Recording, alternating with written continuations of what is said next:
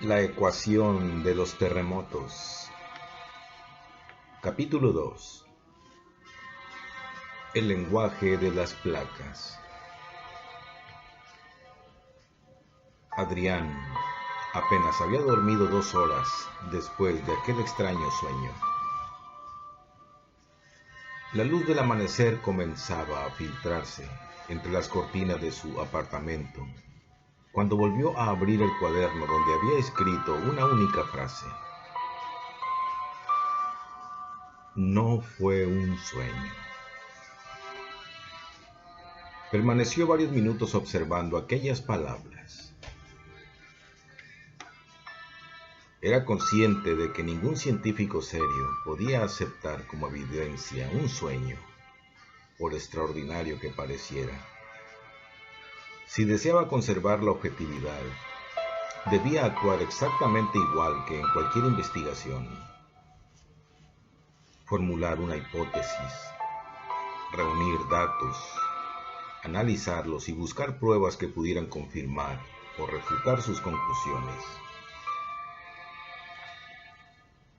Se preparó un café, encendió la computadora y abrió el programa de simulación que llevaba desarrollando desde hacía casi 3 años.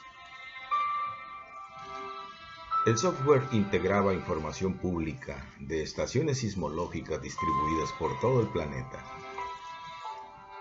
Utilizaba registros históricos, velocidades de desplazamiento de las placas tectónicas obtenidas mediante sistemas satelitales, deformaciones corticales medidas por interferometría de radar y modelos de elasticidad de la litosfera. Era un proyecto ambicioso, aunque todavía insuficiente para realizar predicciones útiles. Sin embargo, mientras observaba las líneas de código, una imagen del sueño volvió a aparecer en su memoria. La esfera transparente, los filamentos luminosos, las ecuaciones vivas y, sobre todo, aquellas extrañas condiciones matemáticas que parecían indicar cuando un sistema geológico se acercaba a una inestabilidad crítica.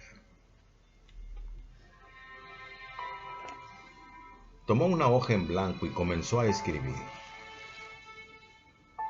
No recordaba la ecuación completa,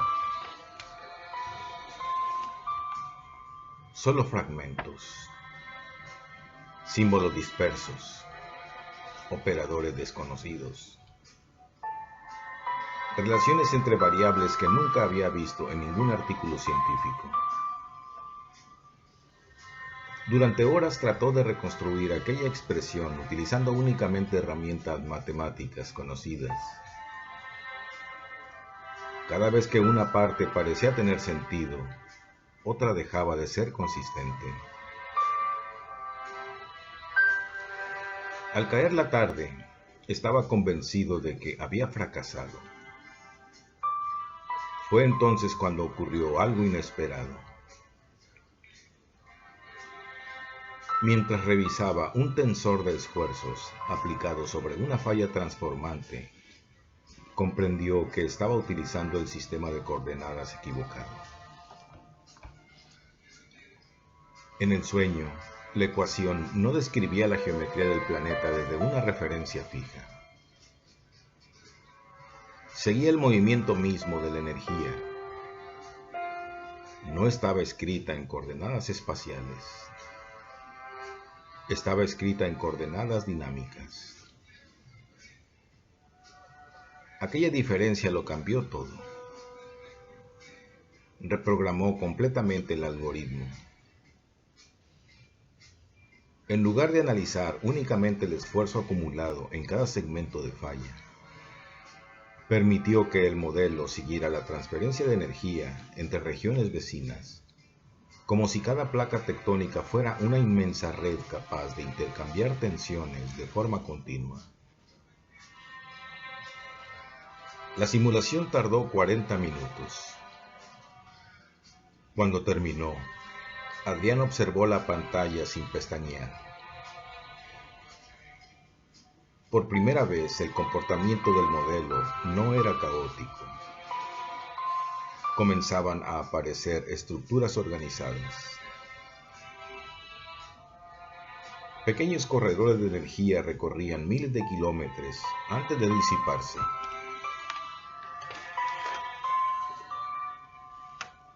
Otros convergían lentamente sobre regiones muy concretas.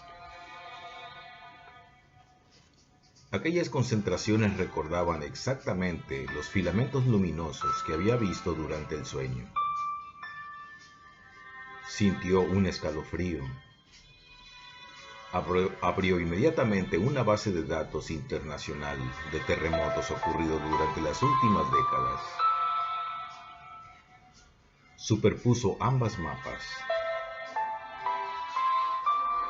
La coincidencia era inquietante.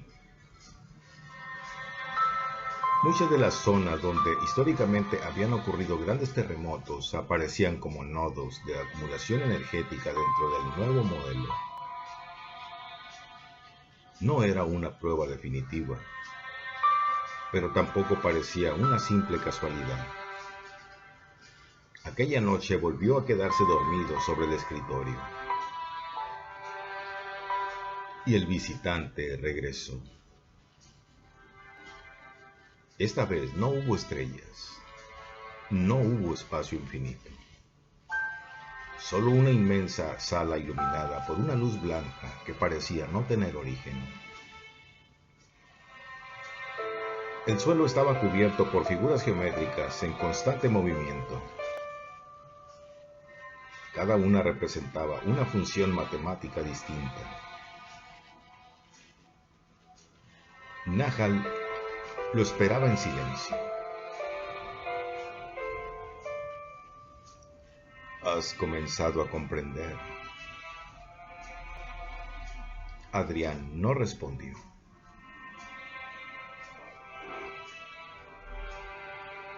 Quería hacer demasiadas preguntas. ¿Es real todo esto?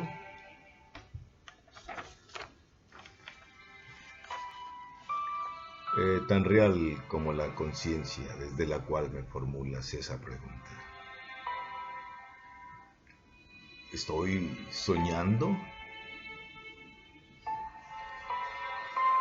Tu cerebro interpreta esta comunicación como un sueño porque carece de otra referencia sensorial. Pero nuestra conversación ocurre mediante un intercambio directo de información. Adrián respiró profundamente. Aquella explicación resultaba sorprendentemente lógica. Si una inteligencia pudiera transmitir información directamente al cerebro humano, la mente probablemente la reconstruiría utilizando el único escenario disponible durante el descanso: los sueños. Nahal levantó una de sus manos. Frente a ambos apareció nuevamente la tierra. Esta vez, sobre la superficie surgieron millones de pequeños vectores que cambiaban continuamente de dirección. La ciencia terrestre considera cada falla geológica como un sistema relativamente independiente. La realidad es distinta. Todo el planeta constituye un único sistema dinámico. Cada terremoto modifica el estado energético del resto. Incluso aquellos demasiado pequeños para ser percibidos. Los ojos de Adrián brillaron. Aquella idea explicaba numerosas anomalías estadísticas que llevaba años estudiando. Nahal continuó. Ustedes observan únicamente la liberación de energía. Nosotros observamos también la transferencia de información. Cada fractura envía una señal al resto del planeta, no mediante ondas sísmicas, sino mediante la redistribución del estado de equilibrio de la corteza terrestre. Frente a ellos apareció una compleja red de ecuaciones. Nahal señaló una de ellas. Esta relación matemática describe cómo una ruptura modifica la probabilidad de inestabilidad en regiones situadas a miles de kilómetros. Adrián intentó memorizarla, pero el visitante negó lentamente con la cabeza. No intente recordarla palabra por palabra. Comprende primero el principio físico. Las ecuaciones vendrán después.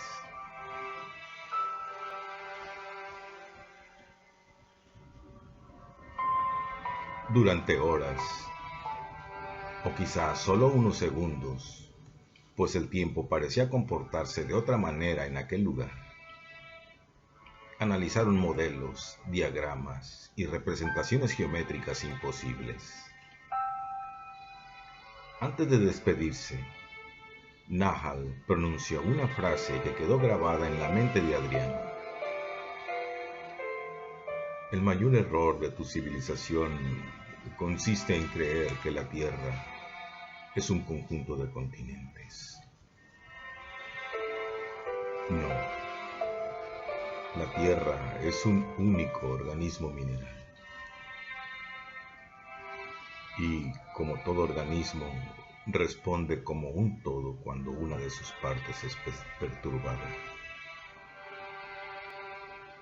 Adrián despertó exactamente a las 3:17 de la madrugada, la misma hora que la noche anterior. Esta vez no perdió un solo segundo. Tomó el cuaderno y comenzó a escribir con una rapidez frenética. Las ecuaciones seguían vivas en su memoria. Sabía que desaparecerían con el amanecer. Pero también comprendía que, si lograba reconstruir aunque fuera una pequeña parte de aquel conocimiento, estaría dando el primer paso hacia una nueva forma de entender los terremotos. Sin saberlo, alguien más observaba su trabajo. Muy lejos de la Tierra, una inmensa estructura artificial orbitaba silenciosamente una estrella invisible para los telescopios humanos. En una sala donde no existían pantallas ni instrumentos físicos, decenas de inteligencias seguían con atención la actividad cerebral de Adrián. Una de ellas rompió el silencio. La transferencia cognitiva ha comenzado. Otra respondió con cautela. Ahora debemos esperar. La humanidad decidirá por sí misma qué hacer con el conocimiento. Y esa decisión determinará su futuro.